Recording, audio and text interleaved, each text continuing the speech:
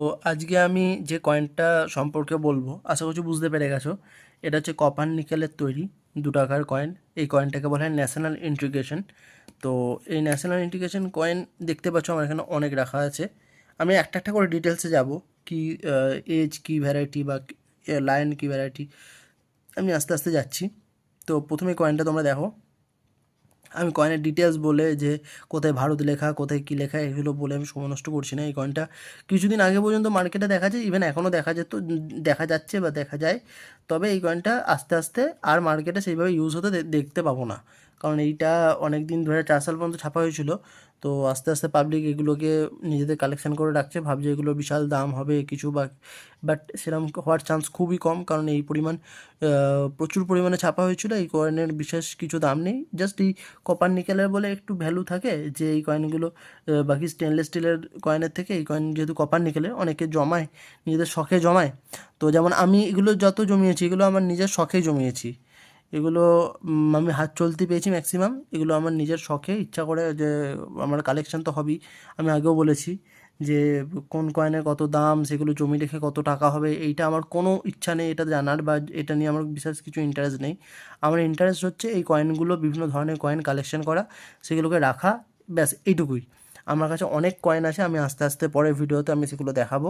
আমি বিশেষ ফালতু কথা বলে ভিডিও বড় করে সময় নষ্ট করতে চাই না, জাস্ট যেটুকু দরকার সেটুকু। তো যেটা বলছিলাম যে এই কয়েনের আজকে ডিটেলস দিচ্ছি, পরে আমি আকামের কয়েন দেবো, সেখানে আমি আজকে একটা ভালো কয়েন পেয়েছি, রোটেশন কয়েন পেয়েছি আকামের, সেটা নিয়েও আমি পরে দেখাবো।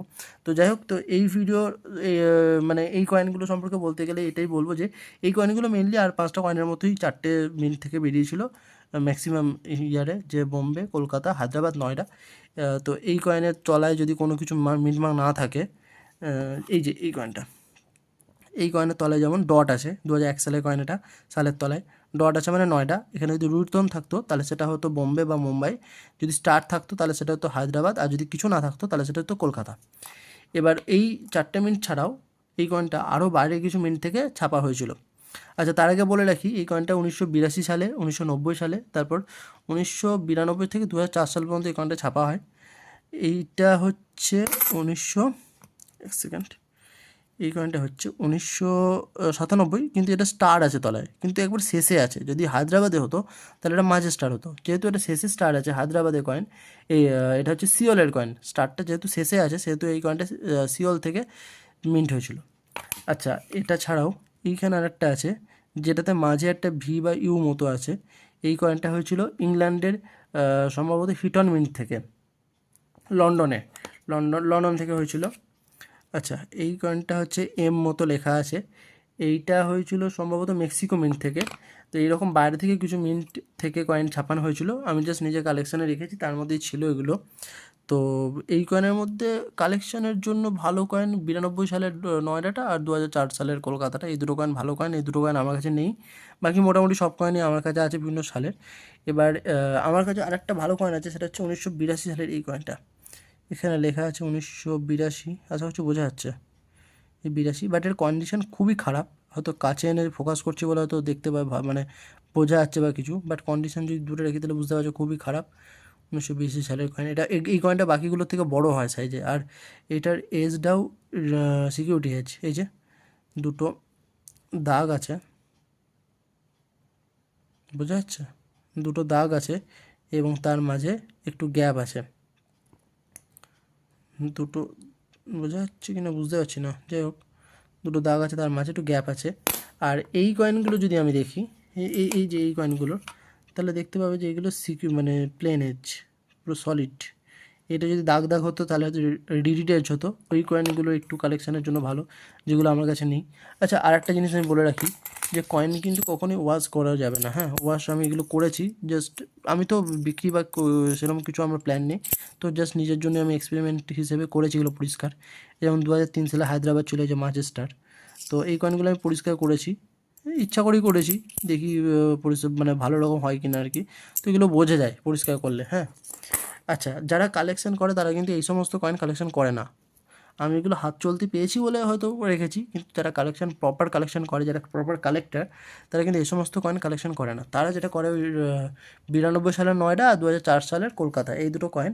আর যে কোনো কন্ডিশনে এই কমন কয়েনে যদি হয় তাহলে এই রকম কয়েন কালেকশন করে। এই কয়েনটার গ্রেড দেখো, লাস্টার দেখো, এই কয়েনটা ভালো কন্ডিশনে আছে।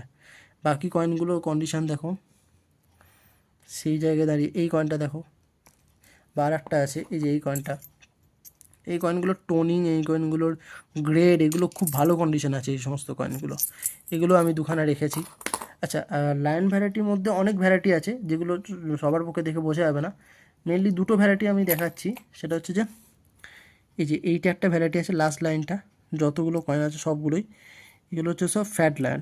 এই যে এই মোটা লাইনটা, এই আগের লাইনটা মোটা, এগুলো তার আগের লাইনের লাইনগুলো দেখো একটা পাতলা, এই লাইনটা দেখো, আর এদিকে এই লাইনটা দেখো, তাহলে বুঝতে পারবে। এটা দেখো, এটা দেখো, এটা তো এগুলোর মধ্যেও আরও অনেক ভাগ আছে, A line, B line, C line. যেমন মস্কো মিন্টের এফ লাইন বলে একটা লাইন আছে, যেটার খুব একটু মানে ভ্যালু আছে, এগুলো অনেকে কালেকশন করে কালেকশনটাকে বাড়ানোর জন্য আর কি। তো এইরকম কিছু ভ্যারাইটি আছে। আর যেটা বললাম যে এইগুলো ম্যাক্সিমাম যত কয়েন আছে এগুলো সব এজ হচ্ছে প্লেন এজ। হ্যাঁ, প্লেন এজ মানে হচ্ছে সলিড। এইটা যদি রিডিড এজ হয়ে যেত তাহলে এইগুলো একটু কালেকশনের জন্য ভালো কয়েন হতো। ব্যাস এইটুকুই, আর বেশি কিছু এই কয়েন নিয়ে বলবো না। এই কয়েনগুলো যদি ভালো কন্ডিশনে থাকে, যেমন এই ধরনের একটা জিনিস আছে, এই যে এই কয়েনগুলো যদি দেখা যায়, এগুলোর এজটা খুব ভালো, প্রপার কাটিং আছে এই সাইডগুলো। কিন্তু যদি অন্যান্য অনেক আছে, এটা দেখো এজগুলো সে প্রপার কাটিং নেই, সাইডগুলো অনেকটা বসে গেছে। তো এই ধরনের জিনিস দেখে অনেকে কালেকশন করে। তো কালেকশন জাস্ট নিজের হবি, নিজের শখের জন্য, যে যেরকম কালেকশন করবে আর কি। তো ব্যাস এটাই, তোমরা যারা যারা কালেকশন করছো করতে থাকো। কালেকশন ফিউচারের জন্য খুব ভালো একটা জিনিস। নিউমিসমেটিক ফিল্ডে কালেকশন করা খুবই ভালো কাজ, আমি তো করছি, আরও আমার দেখে আরও ইন্সপায়ার হয়ে অনেকে করছে। এই পয়সা নিয়ে সেগুলোকে বেচে দু পয়সা পাবো, 4 পয়সা পাবো, এই মেন্টালিটি থেকে বেরো, কয়েন কালেকশন করো। কয়েন কালেকশন অনেকে করছে, দেশের কয়েন কালেকশন করো, বিদেশের কয়েন কালেকশন করো, নোট কালেকশন করো, বিষয়টাকে বোঝো, জানো। ওই শুধু শুধু ওই 4 পয়সা বাড়িতে আছে সেগুলো বিক্রি করে কত লাখ টাকা পাবো, এই মেন্টালিটি থেকে বেরো। সোজা কথা, অনেক মানুষ শিক্ষিত হয়েছে আজকের দিনে দাঁড়িয়ে, শুধু ওই কত টাকা পাবো, কত কী পাবো, এই সমস্ত মেন্টালিটি থেকে বেরো, জিনিসটাকে বোঝো। এই সাবজেক্টটা ছোটোখাটো সাবজেক্ট নয়। অনেকে কয়েন কালেকশন করছে যাদের কারোর খেয়ে দিয়ে কাজকাম পড়েনি, যে প্রচুর পয়সা হয়ে যায়, নিজে কয়েন কালেকশন করে বেকার বেকার জমিয়ে রাখবে। অনেক কিছু যদি ইনভেস্ট হয়, কয়েনেও ইনভেস্ট করা যায়। তো এই বিষয়গুলোকে জানো, বোঝো, এটাই। যে ওই ইউটিউব ভিডিও দেখছে যে 5 লাখ 10 লাখ পেয়ে যাচ্ছে, এই মেন্টালিটি থেকে বেরো, ব্যাস এটুকুই বলবো। আর আমার ভিডিও দেখতে থাকো, ছোটো ছোটো কয়েন সম্পর্কে জানতে পারবে টুকটাক। আমিও বিশেষ কিছুই জানি না, বাট তাও যেটুকু জানি আর কি, কারণ আমি তো জাস্ট দেখে দেখে শিখছি। জাস্ট র্যান্ডম কয়েন কালেকশন করি, যেটা টুকটাক জানি সেটুকু ইনফরমেশান দিই। তো চ্যানেলটা ভালো লাগলে অবশ্যই সাবস্ক্রাইব করো, ব্যাস এই।